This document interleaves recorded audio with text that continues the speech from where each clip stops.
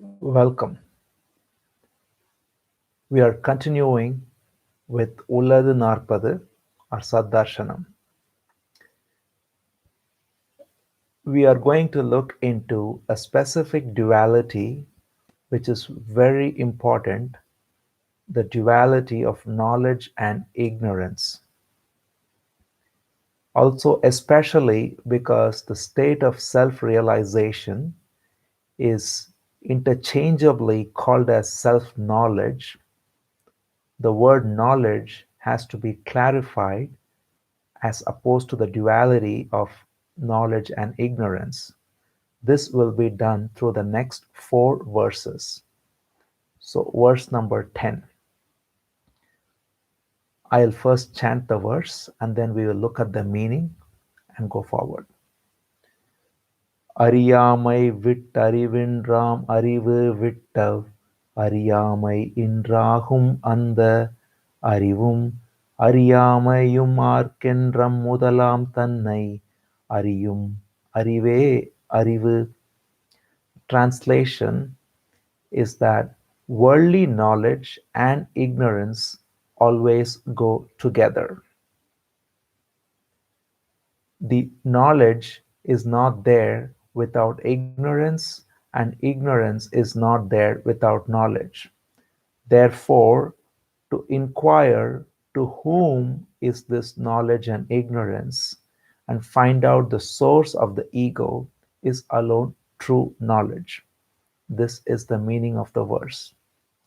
That knowledge and ignorance are always together and they are only for the ego, and to inquire into the source of knowledge and ignorance is true wisdom. So the first thing we see with the duality of knowledge and ignorance is that they are both rooted in the ego. It is the I who says I know or says I don't know.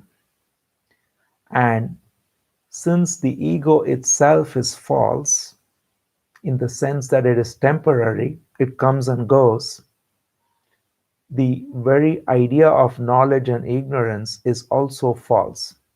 It is necessary for transactional purposes, but it is never the ultimate truth.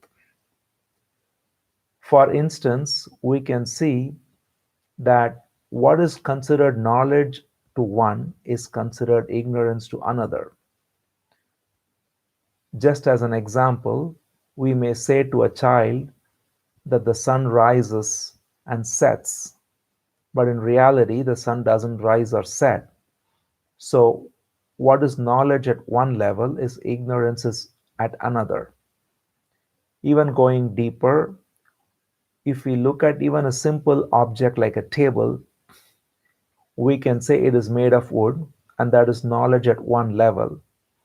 But if we go into particle physics, then there is no actual substance there, and one can go deeper and deeper and eliminate knowledge acquired at previous levels. So this process of worldly knowledge is always seen to be going together with ignorance. Hence the saying, the more I know, the more I don't know. So then the question becomes, what is true knowledge? And that is the second part of the verse. Having clarified that knowledge and ignorance of the world always go together, Sri Ramana Maharishi now asks, what is true knowledge? And answers by saying that the source of both knowledge and ignorance is ego, and to see the falsity of the ego and seek the source of the ego is true knowledge. The ego is false because it is temporary. It comes and goes.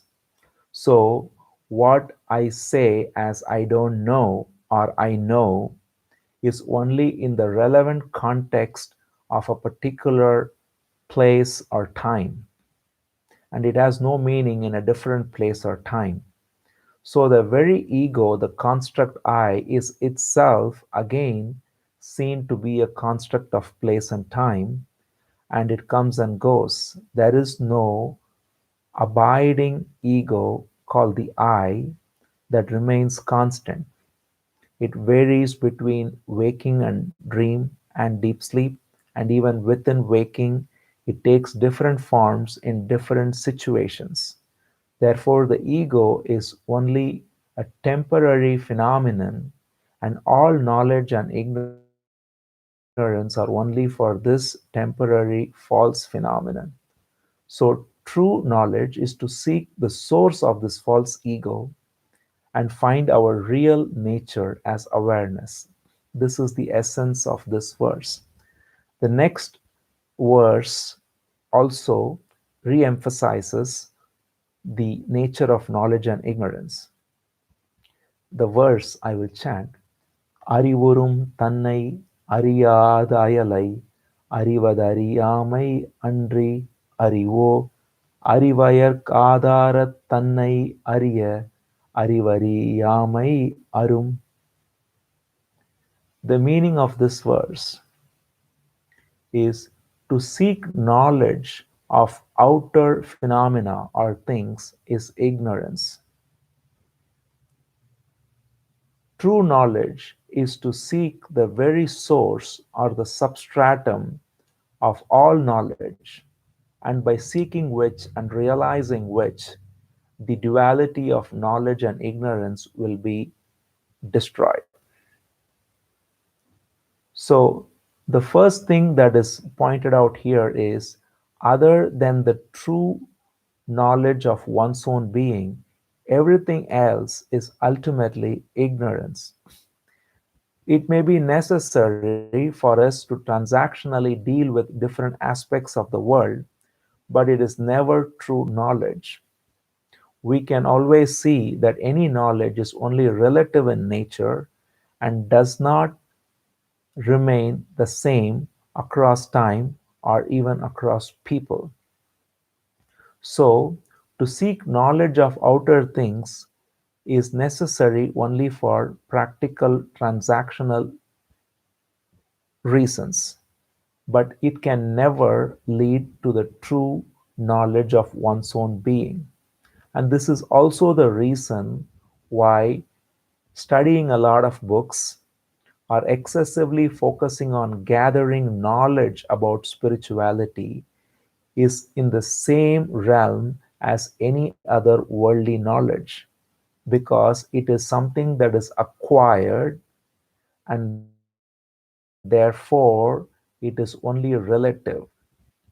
But the true knowledge of one's own being is the pure awareness that does not come and go, that is not acquired from outside, but that always remains as one's own being. It is that which is aware of the worldly knowledge and ignorance itself. One of the best examples of this came when somebody approached Sri Ramana Maharishi and said, I don't know anything about spiritual matters. And the Maharishi simply responded by saying, well, you are aware that you don't know. That awareness is your true being. Inquire into that. So, this is as simple as it gets. Whether I know or I don't know is always relative, but I am aware that I know, just as I am aware that I don't know. This awareness, the light which shines both knowledge and ignorance of the ego, this light of awareness does not come and go. It remains through both knowledge and ignorance, and it is the very basis through which one either knows or even doesn't know anything in the worldly realm. So, this pure awareness is what is pointed to as one's own real nature or self.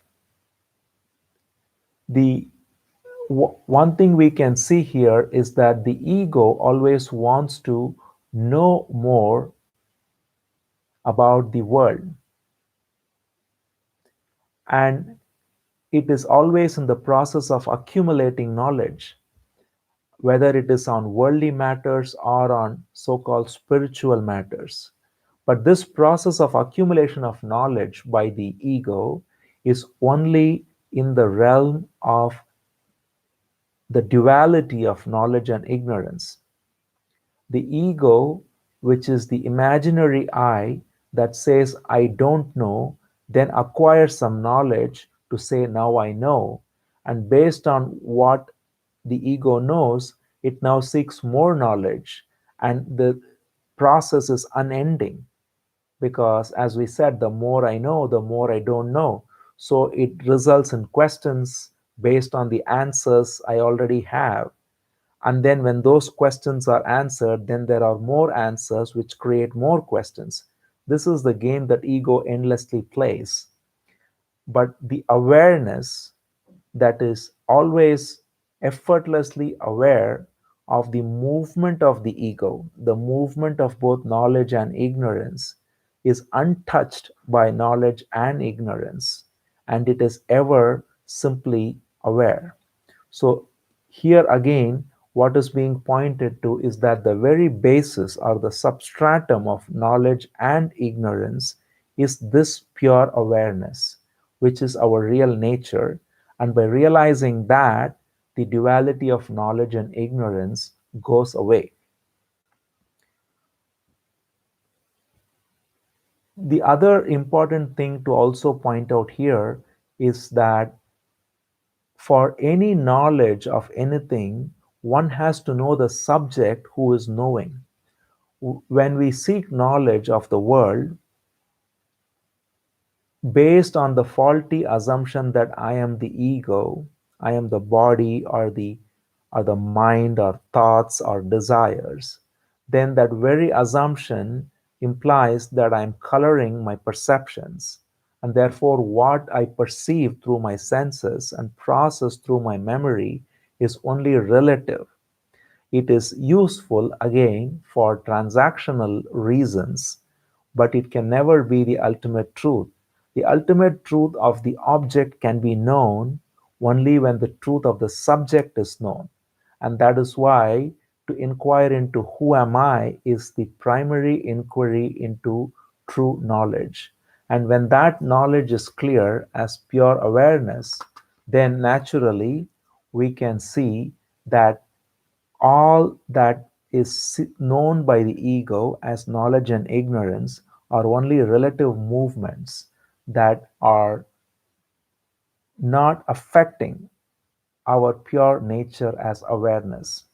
So, again, the emphasis in this verse is that to be free of the duality of knowledge and ignorance and to be abiding as the pure awareness is alone wisdom and is alone freedom.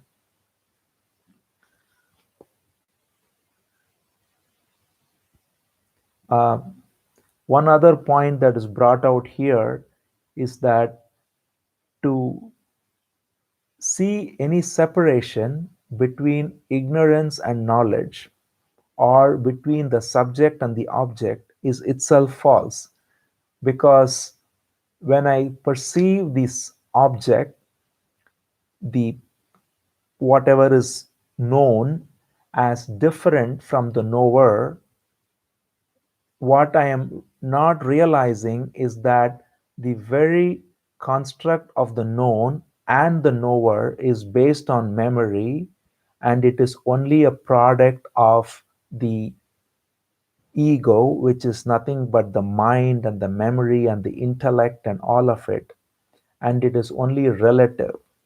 So, to see the difference or the duality between the knower and the known is also rooted in the same ignorance, is the other point that is brought out by this verse.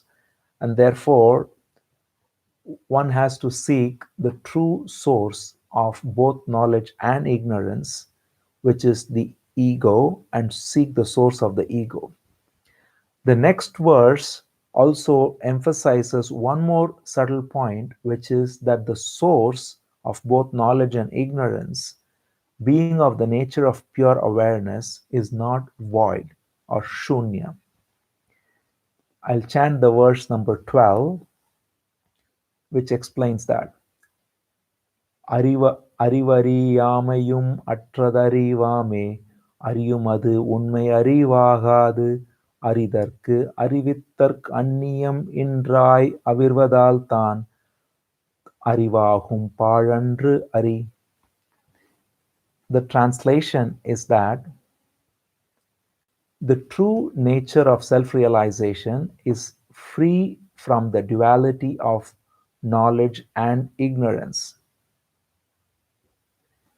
Any knowledge of things that are alien to oneself cannot bestow liberation, because pure awareness shines as self-effulgent reality with nothing alien to it for it to be known and nothing alien to it by which it can be known. So, this pure awareness is our very nature, and it is of the nature of intelligence because it shines everything and therefore it is not void. That's the essence of this verse, the translation. Again, it emphasizes that freedom from knowledge and ignorance is alone self realization. And because the pure awareness, which is the substratum of all knowledge and ignorance, shines on its own, it cannot be known by anyone else or anything else. And because it is of the nature of pure awareness, which is intelligence, it is not void or not shunya. The couple of things that are brought out here is that there is no, in the state of freedom, there is no duality. Any duality between knowledge and ignorance, as we already saw, is only for the ego, and therefore it is not the state of freedom. The true state of freedom is a state where there is no duality, because these dualities operate on their own, just like light and dark, cold and heat. They operate in the apparent transactional world, but the pure awareness that is aware of the heat and the cold, aware of light and dark, and similarly aware of knowledge and ignorance, is unaffected by any duality because it is the only substance, the pure awareness. And also, the other point that is brought out is that because this pure awareness is the only substance, there is nothing foreign to it or alien to it by which it can be known. There is no two eyes for I to know myself. The self of one's own being, the pure awareness, shines self effulgent, as the verse says, on its own, and therefore to know it is simply to be it. It cannot be known in the way we know anything in the worldly realm, whether it is objects or ideas. It is the very source from which all knowledge and ignorance springs, and therefore to know the source is simply to be the source. That is what this verse essentially points to, that there is no second to this pure awareness. And also it points out, as we saw, that it is not void, because the very fact that this is the source from which all phenomena apparently spring forth, and it is the very source from which the world of names and forms is perceived. It is that which shines, and the light of awareness through which one is even aware of one's knowledge and ignorance. Therefore, this light of awareness is not void. That is the other point that is brought out. Therefore, the other, rather, another related point is that the word self knowledge, to be clear, is not knowledge of the self, because there is nobody to know the self, but it is knowledge as the self. That is to say, self is of the nature of knowledge. One's pure self or pure nature is of the very nature of intelligence, awareness, or knowledge. So, self knowledge is that the self itself is knowledge, and to realize the self or to know the self is simply to be the self, which is to simply be the pure awareness. And the last verse in this series regarding knowledge and ignorance is verse number 13. I'll chant this verse now. It says, Jnanamam tane me nanava jnanam ajnanamam poyyam ajnanamume ஞானமாம் தன்னை அன்றி இன்றணிகள் தாம் பலவும் பொய்மெய்யாம் புன்னை அன்றி உண்டோ புகழ். The meaning of this verse is that the only truth is the pure awareness, which is our very self. What appears as variegated knowledge is all false. Just as many ornaments can be made of gold, and only gold alone is the reality, whereas the ornaments are only false appearances. Similarly, our pure awareness is alone the only reality, whereas all appearances of names and forms are false. This is the essence of this verse. The first point to be brought out here is that the pure nature of our awareness always exists, because as we saw, pure awareness is always present even when one is in a state of ignorance. That is to say, even when I say I don't know, there is an awareness that I don't know.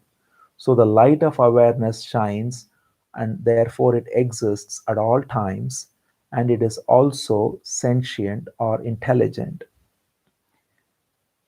And we also saw that the root of knowledge and ignorance is the ego, which is like darkness, not an actual substance that exists, because it is simply a phantom, imaginary entity.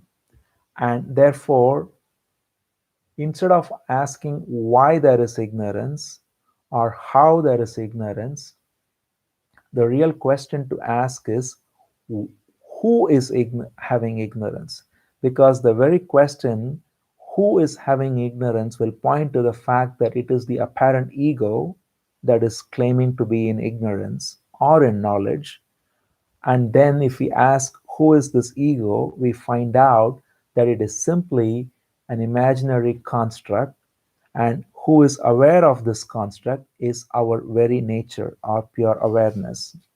This is the essence pointed out by also the Gita in the second chapter, where Krishna says, Na sato vidyate bhava, na bhavo vidyate sata, meaning truth never has non existence, and the untruth never has existence.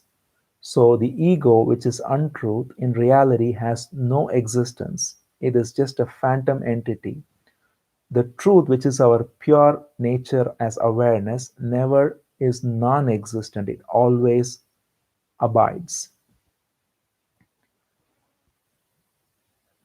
The other point which is also brought out here is that because the true awareness alone is real, whatever appears as the world is only false.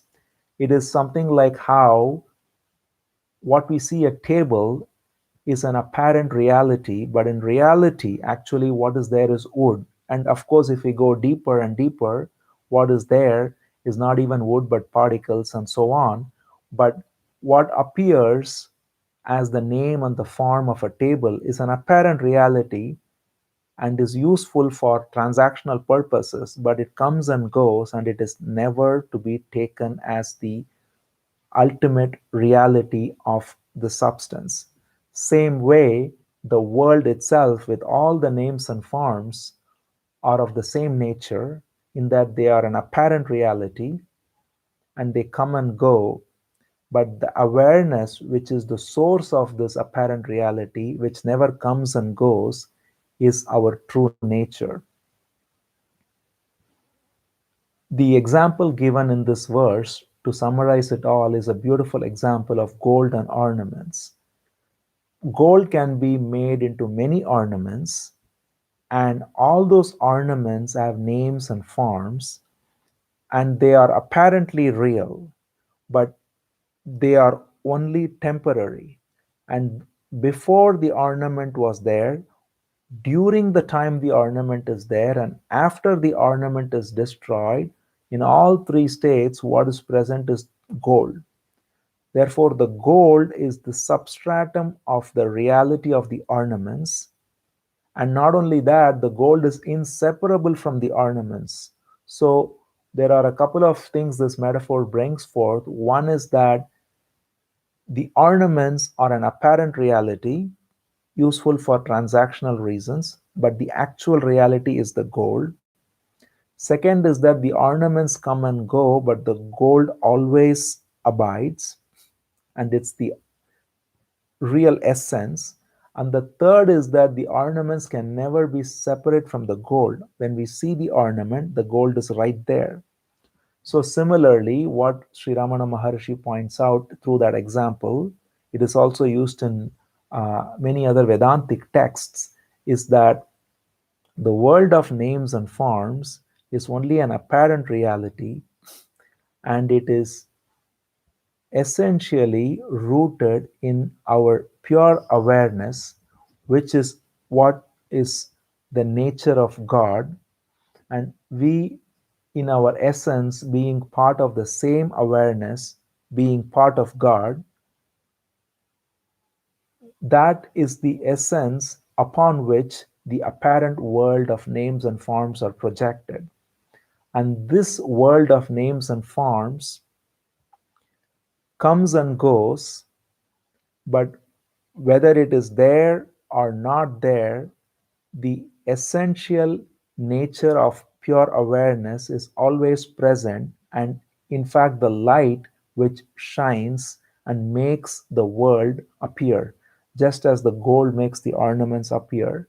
And the third parallel is also that just as the gold is right there where the ornament is, the awareness is right there where the world is apparently seen. So when we take the world to be real, we tend to not see our own nature, just as if we simply see an ornament, we don't see the gold. But when we see through and see that what is there is really gold, then the ornaments are simply an appearance and they are not even seen. Similarly, when I see through my real nature as pure awareness, then the appearance of names and forms are only just there apparently and are never taken as the real nature of my being or that of the world. Another example that's given is also an elephant made of wood. It's a beautiful poem in Tamil which Tirumoolar wrote, which brings out the same point that when an elephant is made of wood and one sees the elephant, one doesn't see the wood. But if one sees the wood, one doesn't see the elephant. It's the same point, which is that when we see our nature as pure awareness, then the apparent world of names and forms are not anymore seen as real. But if the apparent world of names and forms are taken as real, then our essential nature as pure awareness is hidden. So, the essence of all these verses is that first, to realize that knowledge and ignorance is a duality only rooted in the ego, and the source of both is our pure nature as awareness, and this awareness is present at all times through both knowledge and ignorance. And to realize this as our nature is true self realization, which is freedom. Thank you.